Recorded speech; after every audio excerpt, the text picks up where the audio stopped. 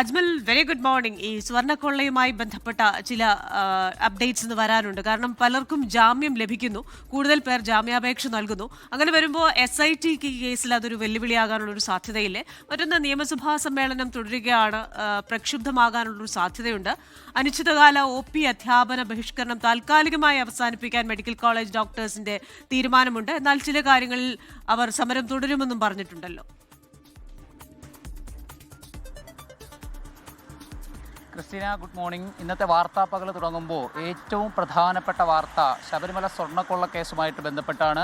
ശബരിമലയിലെ സ്വർണ്ണക്കൊള്ള കേസിൽ നിലവിൽ അറസ്റ്റിലായ 12 പ്രതികളിൽ ഒരാളായ തന്ത്രി കണ്ഠര രാജീവരുടെ ജാമ്യാപേക്ഷ ഇന്ന് കൊല്ലം വിജിലൻസ് കോടതി പരിഗണിക്കുകയാണ്. അദ്ദേഹത്തെ കഴിഞ്ഞ ദിവസം തന്നെ നെഞ്ചുവേദന അനുഭവപ്പെട്ടതിനെ തുടർന്ന് മെഡിക്കൽ കോളേജ് ആശുപത്രിയിൽ പ്രവേശിപ്പിക്കുകയും അദ്ദേഹത്തിന് ആൻജിയോഗ്രാം അടക്കമുള്ള പരിശോധനകൾക്ക് വിധേയമാക്കുകയും തിരിച്ച് അദ്ദേഹത്തെ ജയിലിലേക്ക് കൊണ്ടുവരികയും ചെയ്യുന്ന സാഹചര്യമുണ്ടായിരുന്നു. എന്നാൽ ഈ സ്വർണ്ണക്കൊള്ള കേസുമായിട്ട് ബന്ധപ്പെട്ട് 3 പ്രതികൾക്ക്, അതിൽ ഒന്നാമത് മുരാരി ബാബുവിനും, അതുപോലെ രണ്ടാമത് മുൻ അഡ്മിനിസ്ട്രേറ്റീവ് ഓഫീസർ ശ്രീകുമാറിനും, മൂന്നാമത് എക്സിക്യൂട്ടീവ് ഓഫീസർ സുധീഷ് കുമാറിനും അടക്കമുള്ളവർക്ക് സ്വാഭാവിക ജാമ്യം കിട്ടിയ സാഹചര്യത്തിൽ ഇദ്ദേഹത്തിൻ്റെ ആരോഗ്യസ്ഥിതി മോശമാണെന്നും ഇദ്ദേഹത്തിന് സ്വർണ്ണക്കൊള്ളയുമായി ബന്ധപ്പെട്ട് നേരിട്ട് പങ്കില്ലെന്നും ചൂണ്ടിക്കാട്ടിയാണ് സ്വാഭാവിക ജാമ്യം പ്രതീക്ഷിച്ച് കോടതിയെ ഇന്ന് സമീപിക്കുന്നത്. അതിനെ ശക്തമായി പ്രോസിക്യൂഷൻ എതിർക്കുന്നൊരു സാഹചര്യമുണ്ടെങ്കിൽ പോലും അദ്ദേഹത്തിൻ്റെ ജാമ്യാപേക്ഷയിൽ കോടതിയുടെ ആത്യന്തിക വിധി എന്താണെന്നുള്ളതാണ് ഇന്ന് പ്രധാനമായും നമ്മളെല്ലാം ഉറ്റുനോക്കുന്നത്. അതുപോലെ തന്നെ 2 കേസിലെയും, ശബരിമലയിലെ കട്ടിളപ്പാളിയുമായിട്ട് ബന്ധപ്പെട്ട കേസിലെയും ദ്വാരപാലക ശില്പപ്പാളികളുമായി ബന്ധപ്പെട്ട കേസിലെയും 1-ാം പ്രതിയായിട്ടുള്ള ഉണ്ണികൃഷ്ണൻ പോറ്റിയുടെ ജാമ്യാപേക്ഷയും നാളെ കൊല്ലം വിജിലൻസ് കോടതി പരിഗണിക്കുകയാണ്. മറ്റൊന്ന് പ്രധാനപ്പെട്ട വാർത്ത എന്ന് പറയുന്നത് നമ്മുടെ നിയമസഭയുമായിട്ട് ബന്ധപ്പെട്ടാണ്. നിയമസഭയിൽ ബജറ്റിന്മേലുള്ള പൊതുചർച്ച തുടരുകയാണ്. ഇന്നലെ നടന്ന പൊതുചർച്ചയുമായി ബന്ധപ്പെട്ട് സഭയിൽ പ്രതിപക്ഷം ബഹിഷ്കരിക്കുന്ന ഒരു സാഹചര്യമുണ്ടായിരുന്നു.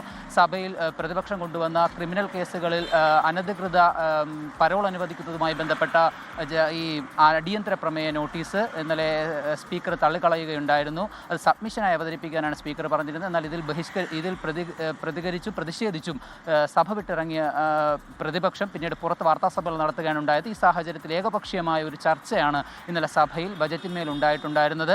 എന്നാൽ ഈ സഭ വിട്ടിറങ്ങിയ പ്രതിപക്ഷത്തിനെതിരെ ഓരോ അംഗങ്ങളും ഭരണപക്ഷത്തു നിന്ന് രൂക്ഷമായ വിമർശനങ്ങളാണ് ഉന്നയിച്ചിട്ടുണ്ടായിരുന്നത്. എന്നാൽ സഭയ്ക്ക് പുറത്തു വന്ന പ്രതിപക്ഷ നേതാവ് സഭയ്ക്കുള്ളിൽ ഉന്നയിക്കേണ്ട വിഷയങ്ങൾ സഭയ്ക്കുള്ളിൽ തന്നെ തങ്ങൾ ഉന്നയിക്കുമെന്ന് പറയുന്ന ഒരു സാഹചര്യമുണ്ടായിരുന്നു. അതുകൊണ്ട് ഇനിയും സർക്കാരിൻ്റെ പ്രതിരോധത്തിലാക്കുന്ന ഇത്തരം വിഷയങ്ങൾ വീണ്ടും ഇനി അങ്ങോട്ടുള്ള സഭാ സമ്മേളന ദിവസങ്ങളിലും പ്രതിപക്ഷത്തിൻ്റെ ഭാഗത്തു നിന്നുണ്ടാകുമെന്ന് തന്നെ നമുക്ക് പ്രതീക്ഷിക്കാം. മറ്റൊന്ന്, Kerala government medical college teachers അസോസിയേഷനുമായിട്ട് ബന്ധപ്പെട്ട് അവർ സംഘടിപ്പിച്ചിരുന്ന പ്രതിഷേധ പരിപാടിയായിരുന്നു.